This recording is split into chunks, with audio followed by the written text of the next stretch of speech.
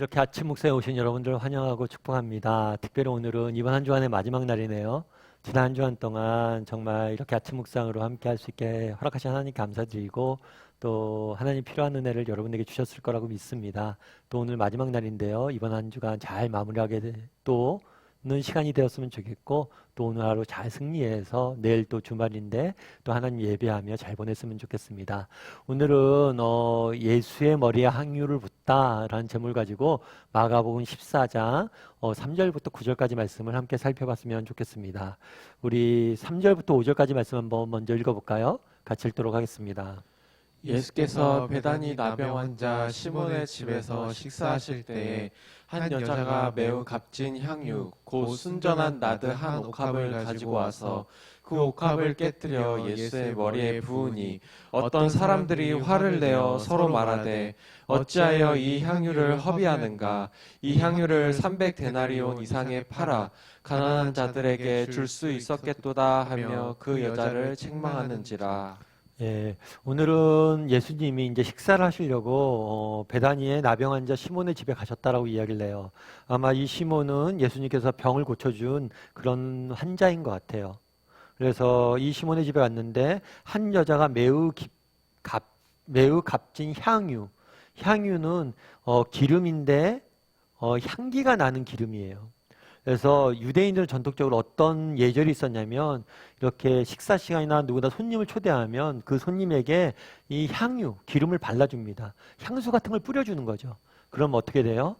그런 향기로운 향기를 맡으면서 집에서 함께 대화도 나누고 교제도 나누고 식사할 수 있도록 그렇게 몸에 기름을 이렇게 발라줬어요. 특별히 이날은 향유를 바르는데 순전한 나드라고 되어 있어요. 이 나드는 인도에서 재배하는 그런 식물 이름이에요. 그래서 이 식물에서 난 기름이겠죠. 그래서 이거는 굉장히 고가의 기름이라고 알려져 있습니다. 그래서 한 옥합이라고 되어 있는데 이 옥합은 고가라서 한 1년치 임금, 노동자의 이 정도 되는 거예요. 그러니까 굉장히 연봉 정도 되는 거니까 비싼 거겠죠.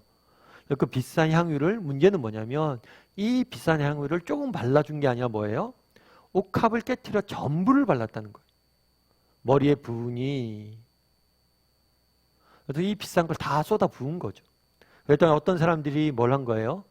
아니 이 비싼 향유를 왜 허비하느냐 라고 이야기하면서 책망을 한 거죠. 왜 책망을 했어요? 낭비했다는 거죠. 아깝게 왜 그러느냐라고 해서 낭비를 했다고 책망을 했다라고 이야기를 합니다. 그럼 이 여인은 왜 이렇게 했을까요? 이 여인이 왜 이렇게 했을까요? 그건 우리가 잘 알 수는 없어요. 그런데 우리가 정확히 성경 말하지 않지만 추측을 할 수 있습니다. 뭐냐면 이 여자라고 되어 있는데 이 여자가 마리아가 아닐까 싶어요. 마리아는 나사로의 누이죠. 나사로가 죽은 다음에 뭘 했어요? 죽은 줄 알았죠. 그래서 나사로를 장례 지내려고 그랬어요. 그런데 예수님께서 오셔서 뭘 했어요? 이 나사로를 뭘 했어요? 살려주셨어. 이것에 감사해서. 아마 이렇게 했던 이유가 감사해서. 왜냐하면 죽은 나사로를 살려줬잖아요. 아마 그 감사한 마음을 표현한 것이 아닐까 싶어요. 그러니까 사실 그렇지 않겠습니까? 여러분 진시황을 알 거예요. 진시황이 마지막에 볼로 장생에 그러니까 영원히 살기 위해서 생명을 얻기 위해서 자신이 가진 모든 것을 투자하잖아요. 그만큼 생명이라는 건 소중한 거예요. 그런데 정말 그 사랑하는 동생이 죽었다 살았는데 뭘 줘도 안 아깝겠어요. 아마 그런 심정으로 그렇게 했던 것 같아요. 그런데 사람들은 뭐라고 이야기한 거예요? 낭비라고 이야기한 거죠. 그런데 재밌는 것은 그 다음에 표현이에요. 우리 6절부터 8절까지 말씀 같이 한번 읽어볼까요? 같이 읽도록 하겠습니다. 예수께서 이르시되 가만두라 너희가 어찌하여 그를 괴롭게 하느냐 그가 내게 좋은 일을 하였느니라. 가난한 자들은 항상 너희와 함께 있으니 아무 때라도 원하는 대로 도울 수 있거니와 나는 너희와 항상 함께 있지 아니하리라. 그는 힘을 다하여 내 몸에 향유를 부어 내 장례를 미리 준비하였느니라. 예수님께서 이야기해요. 뭐라고 이야기하냐면 너를 그만 괴롭히게 해라. 그가 내게 좋은 일을 하였다라고 이야기를 합니다. 그래서 뭐라고 또 표현하냐면 가난한 자들은 항상 너희에게 있지만 나는 너희 항상 있지 않다라는 단서를 달아요.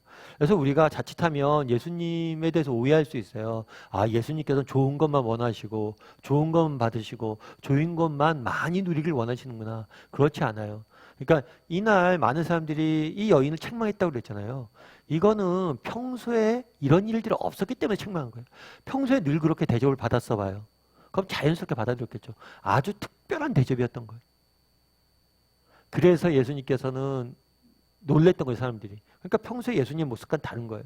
그런데 이날은 예수님께서 평소와 다르게 이 여인이 이렇게 했는데 예수님께서 평소와 다르게 뭐예요? 그냥 허락하세요. 그럼 허락하신 이유가 뭐냐는 거예요. 중요한 이유가 뭐냐면 나는 항상 너희와 함께 있지 아니하니라 하고 뭐라 하냐면 그는 힘을 다하여 내 몸에 향유를 부어 내 장례를 준비하였다.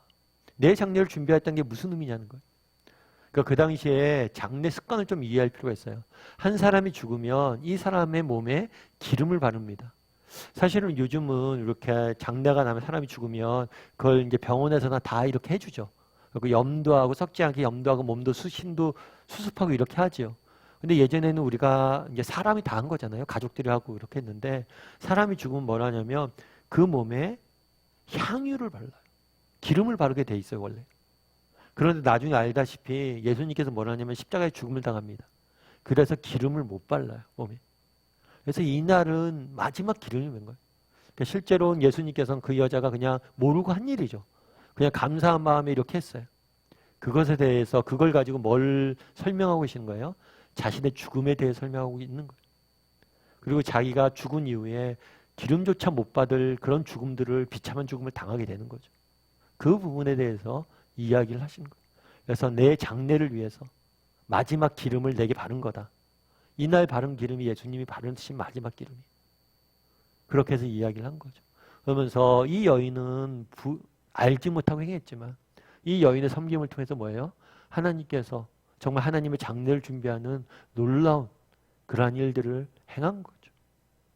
그래서 우리가 작은 성경이지만 그것이 우리가 보기엔 작을지 모르고 우리가 보기엔 모르지만 그 뒤에 하나님께서 그걸 통해서도 놀라운 일들을 이루시는 것들 종종 봅니다. 그런데 우리가 한 가지 기억할 것은 있어요. 재밌는 건 뭐냐면 우리가 오늘 본문에 사람들이 그런 얘기를 했잖아요. 낭비에 대해서 이야기를 했잖아요. 낭비에 대해서. 그런데 재밌는 건 뭐냐면 낭비에 대해서 우리가 많이 이야기를 해요. 살면서. 그런데 하나님의 낭비에 대해서는 아무도 이야기하지 않아요. 오늘 예수님께서 장례에 대해서 이야기를 했어요. 죽음에 대해서 이야기를 했어요.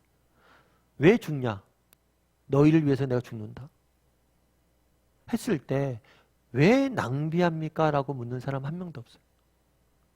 우리가 좀 쓰는 것 이런 것들 왜 낭비하냐 이야기하는데 예수님께서 하나님께서 자기 아들을 내어주셨잖아요. 이건 뭐예요? 낭비했다고 말하는 사람이 아무도 없어요. 너무나 자연스럽게 받아들이는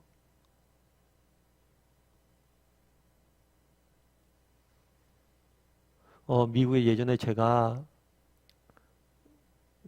어떤 미국 책을 읽었는데 그 책에서 미국에 있는 어떤 대법관에 대한 이야기가 나왔어요. 이 대법관이 뭐냐면 대법관이면 굉장히 높은 지위에 있잖아요. 그 다음에 법원 중에서도 굉장히 인정받는 사람이고. 근데 이 사람은 중요한 사건을 이제 심의하고 판결하는 사람이죠. 근데 한 번은 이 사람이 맡은 사건 중에서 악명 높은 살인마가 있었어요. 악명 높은 이제 범인이 있었던 거죠. 그래서 이 사람이 원래 형은 꽤 길게 받았어요. 그래서 길게 받고 이제 감형도 되고 막 이렇게 했는데 이 형사를 이제 이 범인을 이제 심의할 일이 있었어요. 근데 이 대법관이 이렇게 심의를 하는데 이 범인이 감옥에 간 다음에 예수님 믿은 거예요. 그래서 이 사람이 정말 변화가 된 거예요. 그게 느껴지더래요. 그래서 이 사람이 원래 받아야 될 형보다 굉장히 짧게 이 사람이 형을 바꿔줍니다. 판결을 내는 거죠. 그런데 이 판결이 나중에 문제가 돼요. 문제가 돼서 뭘 했냐면 대법관 판사복을 벗게 돼요. 실제로 이 사람도 인정을 했어요. 자기가 이것은 법적인 판단을 하지 않았다. 개인적인 판단이 법적인 판단보다 높았던 것 같다. 그래서 실제로 옷을 벗어요. 그렇게 되고 시간이 지난 다음에 이 죄인이 풀려나게 됩니다. 형기를 다 채우고. 그리고 이 판사에게 와서 물어봐요. 나중에 대법관에게 와서. 왜 나를 위해서 그렇게 희생하셨습니까? 당신이 나 알지도 못하는데 왜 나를 감형을 하는 바람에 이렇게 법까지 벗고 이렇게 됐습니까? 그랬더니 이 대법관이 그러더라고요. 형제요. 예수님께서 우리를 위해서 목숨을 내어주셨는데 내가 당신을 위해서 법관 못 먹는 게 무슨 낭비라고 이야기하냐고. 그건 하나도 낭비가 아니라고. 예수님이 우리에게 한 것에 비하면. 그날에 이 여인이 향유를 깨뜨렸잖아요. 많은 사람들이 낭비라고 이야기를 해요. 그런데 예수님이 우리를 위해서 죽으셨다는 사실을 가지고 낭비했다라고 이야기하는 사람은 아무도 없습니다. 이거야말로 진짜 낭비 아닙니까? 우리가 무슨 가치가 있어요? 우리가 정말 그런 사랑을 받을 만한 가치가 있는 존재예요? 자기 아들 하나밖에 없는 가장 값진 것을 주셨잖아요. 예수님은 어때요? 우리를 위해서 뭘 하신 거예요? 자신의 목숨을 내어주신 거죠.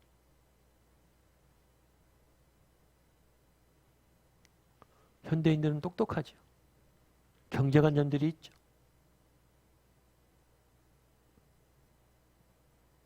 그래서 낭비다, 아니다, 우리는 잘 분별합니다. 그런데 진짜 낭비한 사람은 누구예요? 진짜 모든 것을 버리고 모든 것을 깨뜨려 버리는 사람은 누구예요? 하나님이세요. 예수님이시고. 오늘 한번 묵상해 봤으면 좋겠어요. 나는 얼마나 정말 하나님이 내게 얼마나 큰 사랑을 베풀었는지 나는 아는 사람인지 돌아봤으면 좋겠고, 정말 그런 마음이 있어요. 우리도 하나님의 이 낭비를 배웠으면 좋겠다. 정말 한 영혼을 위해서 모든 것을 거시는 그 하나님의 마음을 닮아서 정말 우리도 다른 누군가를 사랑하고 섬기는 것에 낭비하는 사람이 됐으면 좋겠다. 우리 너무 똑똑해지지 않았으면 좋겠어요. 예수님처럼 하나님처럼 낭비할 줄 아는 사람이 되게 달라고. 정말 사랑하는 데 있어서는 낭비가 해야 돼요. 그래서 오늘 하루 한번 묵상해보고 한번 생각해봤으면 좋겠습니다.